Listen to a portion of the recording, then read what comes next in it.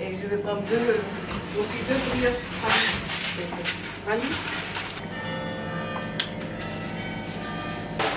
Mais bonne journée, madame.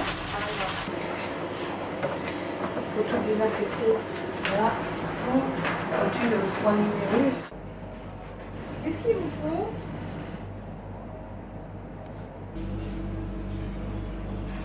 D'habitude, pour Pâques, on attaque environ un mois à l'avance.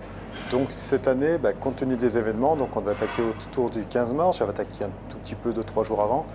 Et après, le confinement est arrivé et tout ce qui s'ensuit, une grosse perte d'activité en boulangerie-pâtisserie, surtout en pâtisserie.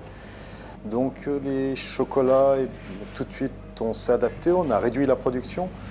Donc là, en moyenne, je suis à peu près à 20-25% de la production que je fais d'ordinaire. D'ordinaire, ça me représente en gros, on va dire, 3 heures de travail par jour. Alors que là, ça me représente rien du tout. En pourcentage de travail, on a perdu grosso modo dans les 50% de travail. Tout compris entre la boulangerie, la pâtisserie, le snacking.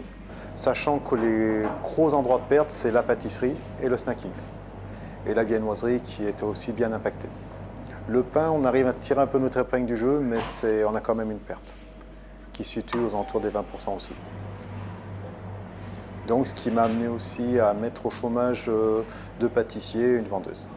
On navigue à vue, on ne sait pas ce qu'on va faire, on ne sait pas combien de temps ça va durer, il y a beaucoup trop d'incertitudes.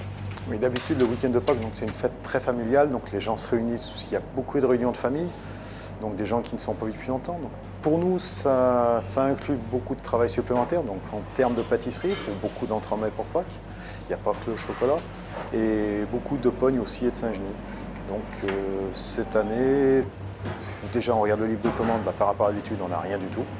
Et nous, on s'attend à une journée très, très basse. Par rapport à d'ordinaire, ça va être compliqué.